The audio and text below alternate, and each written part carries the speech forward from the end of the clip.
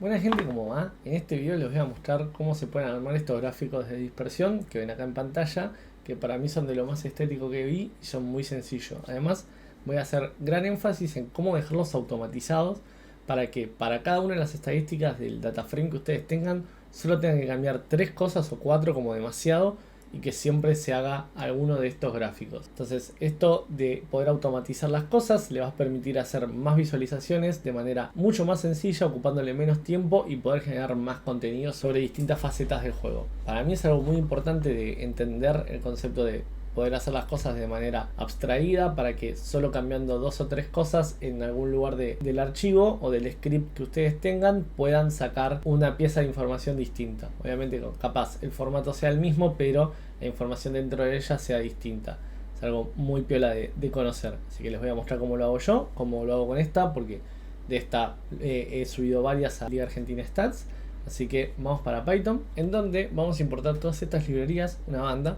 Primero que nada, yo esto lo saqué de Son of a Corner. He visto uno de esos artículos y utilicé el código que tiene. Lo voy a dejar en la descripción para que ustedes también lo vean, a Son of a Corner, y también puedan ver el código de las cosas que él tiene. Lo primero que vamos a importar es ScraperFC, porque vamos a usar la librería de Sofascore de la cual hablé el video pasado para poder scrapear la data de la web.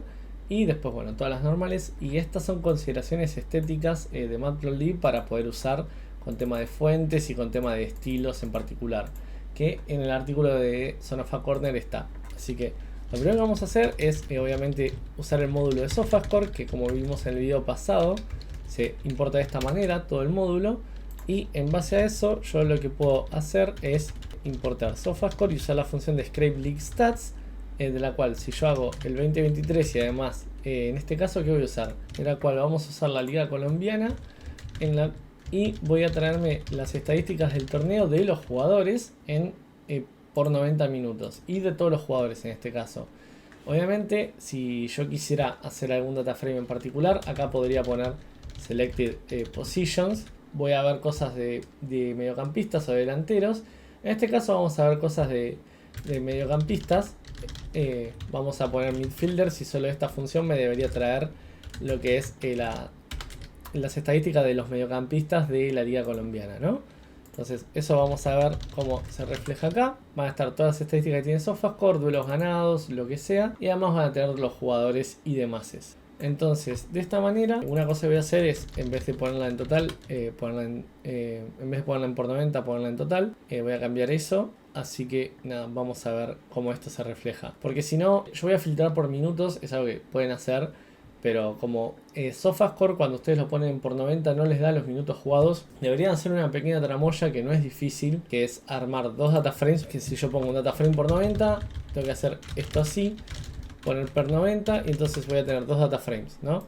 Voy a tener el DF total, que a mí del DF total lo único que me interesa es el player que tengo acá al fondo, el player, y la columna de minutes played, ¿no? Que me va a devolver esto, así. Entonces yo esto voy a hacer que el DF P90 lo voy a unir con este data frame y lo voy a unir on player how equals, o sea, y de qué manera no importa porque tiene lo mismo. Entonces yo acá lo que voy a tener es la unión de ambos data frames. Voy a tener todas las estadísticas por 90, pero además voy a tener la cantidad de minutos jugados, ¿no? Entonces acá una cosa que se le puede hacer también es agregar un sufijo, porque ya hay una columna de minutos jugados que no me va a interesar, que es la de por 90. Entonces esta la voy a dejar con un X y la otra la voy a dejar sin nada. Así la columna que tiene los minutos reales es la que se llama minutes played.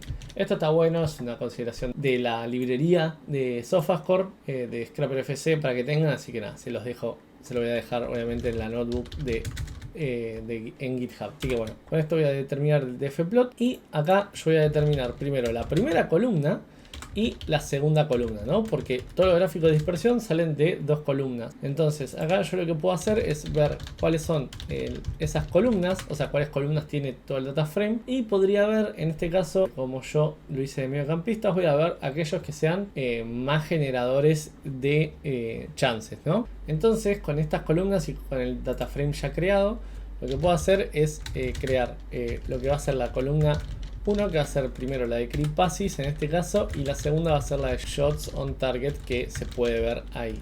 Y entonces en este caso voy a hacer que el dfplot sea este mismo dfplot y voy a tener el player, voy a traer esa información, el call 1 y el call 2 en este caso. Y obviamente la columna de minutes play, porque después yo la voy a usar para filtrar, ¿no? Entonces este dfplot me va a quedar algo de este estilo, en el cual voy a tener los pases completados por 90 minutos y los tiros al arco por 90 minutos. Y de ahí algo que me va a servir mucho es plantear un describe sobre este dfplot, porque yo ahora lo que voy a hacer es plantear límites en mi data frame. Voy a plantear un límite 1 en el cual sea para la columna de key passes, para así puedo yo tener jugadores que hayan hecho más de cierta cantidad de pases clave para hacer un poco más conciso mi tamaño de muestra. Entonces en este caso puedo ver que si yo el percentil 25 está en 0,49, yo lo voy a poner en 0,3 para solo limitar los que están muy en el fondo, o sea, estoy limitando una pequeña parte de la población o del tamaño de muestra.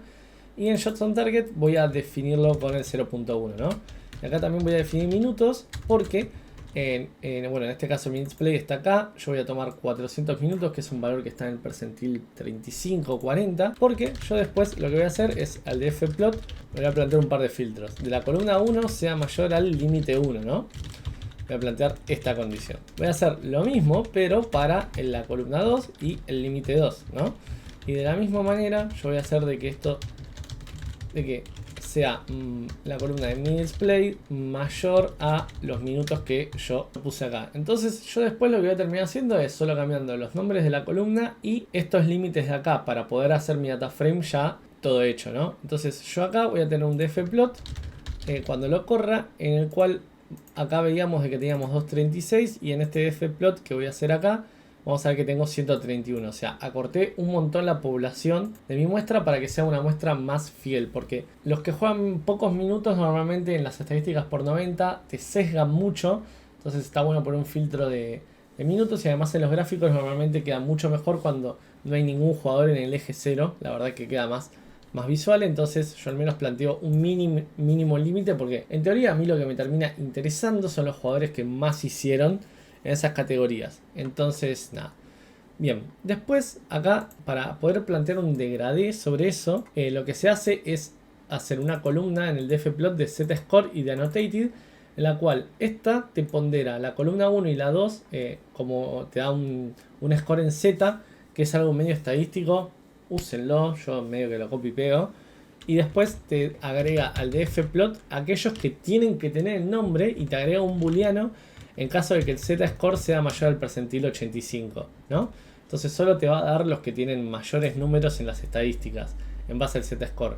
Y esto es lo que te permite a vos poder plotear y poner los nombrecitos de los jugadores. Obviamente que este percentil, si vos querés, lo podés cambiar. A mí me gusta el 85 y lo hago así para todos, porque se ven solo los jugadores que más tienen esas estadísticas y además no te termina saturando el gráfico.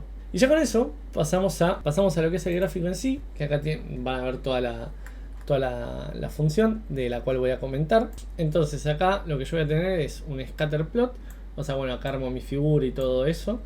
Acá tengo un scatter plot que tiene un CMAP que va a estar determinado por el annotated y el z-score, como vemos acá. Esto lo que da es el color que tiene que tener los puntos y el CMAP es el degradé o el color del degradé que tiene que tener. Entonces acá uso la columna 1 y la columna 2 como eje X e Y. Y después esta función es todo para anotar a los jugadores que deben ser anotados. Que vamos a ver, sacar un annotated df, que es cuando aquellos que sean anotados con la función que habíamos descrito arriba estén, y solo me voy a tener un cúmulo de nombres bastante reducido. Y con esto, por cada uno de los puntos que tengo en X y en Y, voy a agregar el nombre. Y después acá una de las cosas que normalmente se tiene que cambiar, que es medio paja, es, o sea, si vos querés, obviamente, es el eje en Y, que en este caso eran los tiros al arco.